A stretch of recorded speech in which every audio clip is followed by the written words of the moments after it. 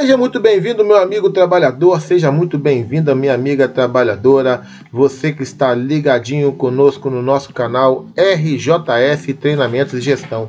Eu sou Ronilson Mendes, seu técnico em segurança do trabalho, e estamos aqui mais uma vez para falar de segurança, dessa vez para tratar de assuntos relacionados a requisitos legais, cumprimento e atendimento das leis relacionadas à segurança.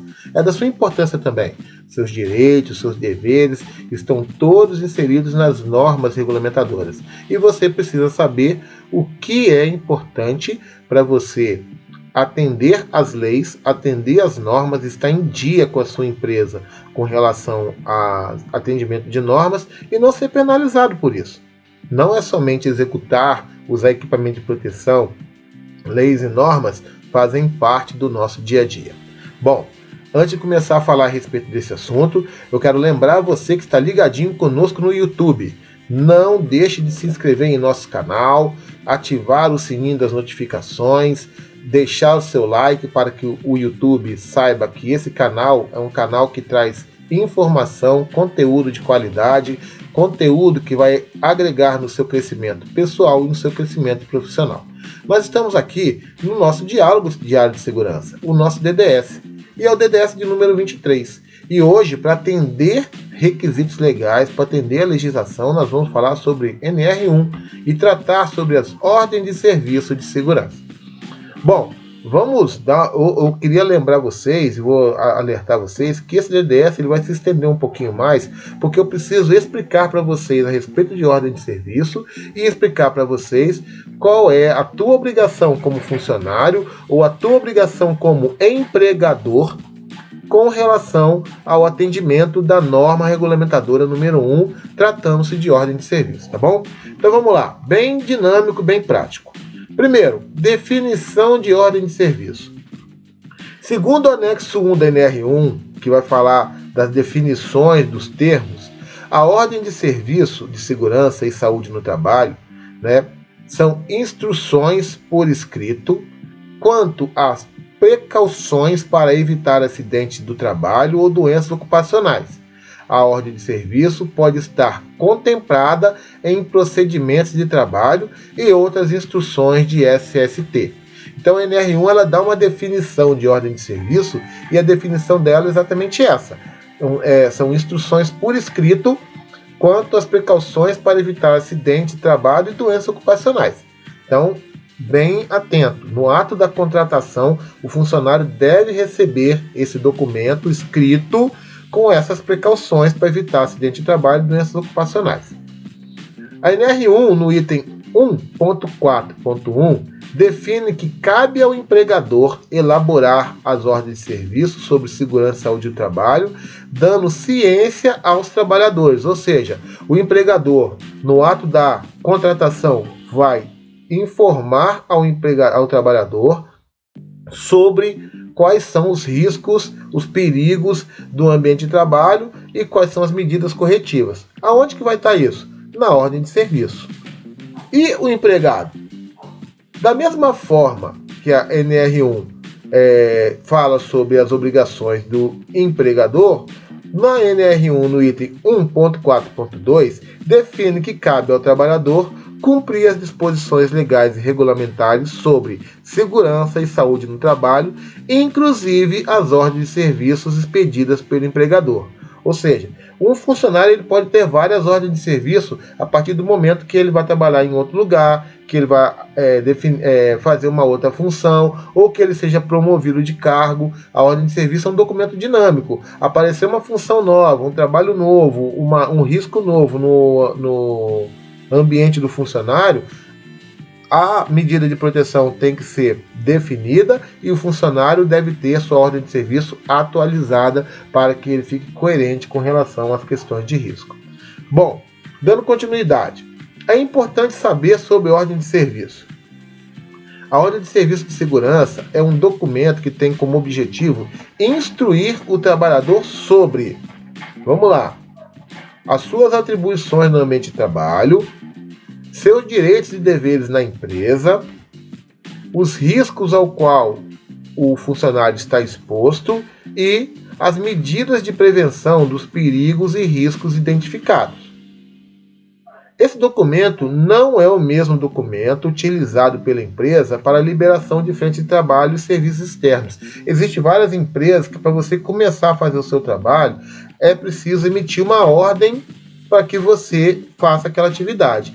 Essa ordem de trabalho, essa OS que o pessoal chama para liberar ação de trabalho, liberação de frente de trabalho, não é a mesma que nós estamos falando aqui. Ordem de serviço de segurança, ela vai falar sobre as medidas de prevenção, sobre os riscos, os perigos, sobre a atividade que você vai executar e sobre regras internas da empresa e até mesmo os direitos e deveres que você tem com relação à empresa e as sanções que você pode ser penalizado no caso de descumprimento dessas regulamentações. Então é muito importante você diferenciar esses dois documentos. A ordem de serviço é um documento utilizado para resguardar o empregador e empregado judicialmente no caso de descumprimento dos requisitos. E vamos aqui então verificar um modelo de ordem de serviço. Já deixei aqui o modelo de ordem de serviço, está num videozinho gravado, então vou deixar o videozinho passar aqui e explicar, é autoexplicativo a respeito da ordem de serviço, tá bom? Seja muito bem-vindo, meu amigo trabalhador, seja muito bem-vinda, minha amiga trabalhadora que está acompanhando esse treinamento, esse DDS, falando a respeito de ordem de serviço de segurança. Eu queria aproveitar que nós estamos falando sobre o assunto e trazer para a prática o modelo de ordem de serviço para você ter um conhecimento, uma visão um pouco maior, conseguir entender o que seria a ordem de serviço. Bom, nós já explicamos aqui que a ordem de serviço, nesse caso, é uma ordem de serviço de segurança baseada nos requisitos da NR1. Não é aquela ordem de serviço para liberação de serviço no local de trabalho, para liberação de um serviço no cliente, não é esse modelo de ordem de serviço. É um modelo de um documento que vai estar falando a respeito dos seus direitos, dos seus deveres, as suas funções, atribuições dentro do ambiente de trabalho, assim como os riscos que você está exposto, as medidas de controle, as normas de conduta interna da empresa e até mesmo situações de sanções caso você descumpra alguma dessas situações. Para você que é técnico de segurança, para você que é do RH, do DP de uma empresa, administrativo, pessoal de departamento pessoal, é importante você, primeiro, saber que esse documento deve ser apresentado para o funcionário, de preferência no ato da contratação. Quando você estiver contratando o funcionário, você já apresenta a ordem de serviço para ele. Seu técnico de segurança pode explicar as questões dos riscos para ele, já faz um treinamentozinho, então uma orientação. E é importante também você saber que o funcionário deve assinar, datar e possuir uma cópia desse documento, que também deve ser assinada pelo dono da empresa ou pela pessoa responsável pela empresa. Mas tanto a empresa quanto o empregado devem assinar esse documento para que ele realmente vire um documento, para que ele tenha compromissos bilaterais de empregador e empregado com relação à ordem de serviço. Então vamos lá. Vamos começar por esse cabeçalho, que está aqui. Isso é uma definição pessoal. Se você acha que alguma informação dessa ordem de serviço constante em cabeçalho deva estar no começo do documento, você coloca. Se você achar que deve ficar no final, você coloca. Essa definição de cabeçalho, ela é sua, ela não está definida em nenhuma norma. Então, cabeçalho é por tua conta, tá bom? Aqui, da forma que eu achei legal colocar na minha ordem de serviço. Colocar o logotipo da empresa, a definição de ordem de serviço de acordo com os itens da NR1, item 4.1.4.1, 1.4.2, 1.9 e o anexo 1 da NR1, o nome da empresa, o setor aonde o funcionário vai trabalhar, área, unidade, obra, ou frente de serviço, qualquer definição, principalmente se o funcionário ele for uma pessoa que trabalha em vários lugares, ele está hoje na unidade X, amanhã está na unidade Y, então ele foi transferido da unidade X para a unidade Y. É importante que seja definido no documento aonde ele está localizado, qual é o ponto desse funcionário, mesmo que ele se desloque para outro local. Imagina uma empresa que tem sedes em várias cidades. Então ele está focado, ele está locado na sede do Rio de Janeiro e tem uma sede em Bauru, em São Paulo. Aí, ele vai para a sede de Bauru, esse documento tem que ser atualizado e estar disponível na sede de Bauru. Isso é importante, tá? Outra coisa importante é a função, a definição da função do profissional, mais o código CBO, que é o Código Brasileiro de Ocupações do Ministério do Trabalho. Tá? Então aqui, por exemplo, essa função é a função de um pintor e o código CBO dele é o 716610. Se você colocar esse código CBO na internet, vai aparecer as mesmas informações que estão aqui no campo da descrição da atividade do funcionário, né? As atribuições, qual é o grau de instrução que esse funcionário deve ter, algumas informações que o Ministério do Trabalho deixa disponível para você se balizar. Lembrando que algumas funções do CBO, né, algumas funções, melhor, de funcionários, não estão definidas no CBO. Você vai procurar algumas profissões que não se encontram no CBO. Se isso acontecer, você vai deixar esse campo aqui em branco, vai deixar somente a função do funcionário e vai colocar aqui em branco, ou você coloca que não há, né, não há CBO, coloca alguma informação para demonstrar que aquela função não existe no CBO. Mas é importante você consultar o site do Ministério do Trabalho, Código Brasileiro de Ocupações, para colocar essas informações e que elas sejam mais coerentes possíveis na descrição das atividades. Mas o meu funcionário faz essa função aqui e ele faz outros serviços dentro da empresa. Esses outros serviços devem estar definidos na descrição da atividade, independente de estar ou não no CBO do funcionário. Tem que estar aqui, porque o funcionário tem que saber o que ele tem que fazer dentro da empresa. Continuando, os riscos, os agentes ambientais, né, os riscos do ambiente de trabalho que o funcionário está exposto. Lembrando, e é muito importante, principalmente você, técnico de segurança, você administrativo, você de DP, as informações com relação aos riscos do funcionário devem ser compatíveis com as informações do Programa de Gerenciamento de Risco, do PGR. Então, se no teu programa de gerenciamento de risco a função tem X riscos, esses mesmos riscos devem ser transferidos para esse campo aqui e estar coerente. Se houver alguma alteração nos riscos do funcionário no PGR, automaticamente a ordem de serviço também deve ser alterada para que fique coerente as informações.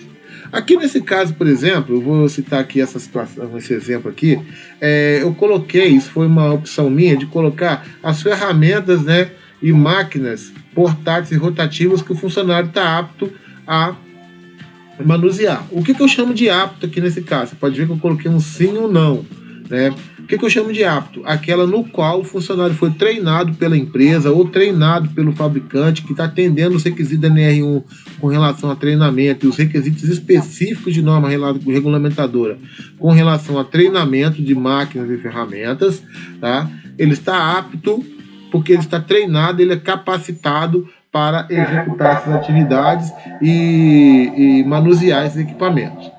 Da mesma forma, eu coloquei uma relação de equipamento de proteção individual aqui, tá? Tanto equipamento de proteção individual quanto máquinas, ferramentas, né? Eu já fiz alguns CBOs que eu coloquei veículos também que a pessoa pode estar apta para operar, né? É importante que essas informações sejam bem específicas da função. Se você tiver, por exemplo, numa função de escritório, você não vai colocar aqui serra mármore, martelete, você vai colocar mesa, computador, máquina copiadora, triturador de papel, né? Os equipamentos no qual o funcionário está exposto. Se você está trabalhando numa cozinha industrial, você vai colocar forno, fogão, panela, sistema de gás, a faca, facão, cutelo, você vai colocar o ferramental específico para o seu ambiente de trabalho. Então, essa área aqui é uma área mutável, tá? Equipamento de proteção individual, a mesma coisa. Você vai colocar compatível com a frente de trabalho que você tem. Se você está trabalhando num forno, você vai colocar roupa anti-chama, vai colocar roupa de calor, vai colocar bota com solado que não derrete, né, que resiste a alta temperatura. EPIs definidos para o seu ambiente de trabalho. Da mesma forma, nós vamos colocar aqui providências mínimas a serem tomadas em caso de acidente. Eu gosto de colocar essa informação para que o funcionário saiba as medidas mínimas básicas de primeiros socorros em caso de acidente no ambiente de trabalho. Isso é importantíssimo e você já vai matando um monte de pendência que a gente tem que informar para o funcionário, que às vezes a gente acaba deixando de informar. As obrigações do empregador, o funcionário tem que saber, e essas aqui estão coerentes com o item 1.4.1 da NR1. Então, todos os itens os subitens do item 1.4.1 estão descritos aqui para conhecimento do funcionário. As obrigações do trabalhador, incluindo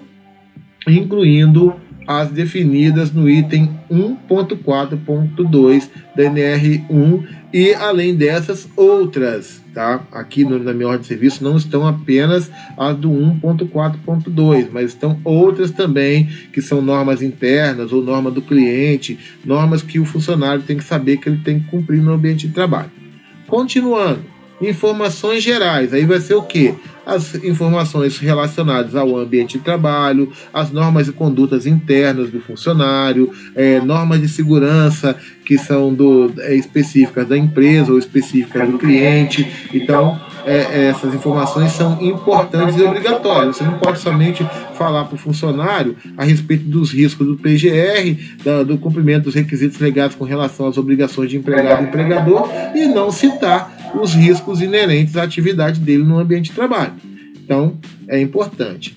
Eu gosto de citar também esse item do ato faltoso, para o funcionário saber que ele pode ser penalizado no caso de descumprimento de algum requisito e até mesmo da própria ordem de serviço. Isso é importante também você deixar o funcionário ciente e sabendo que essas informações têm que ser embasadas com a consolidação das leis do trabalho, a CLT.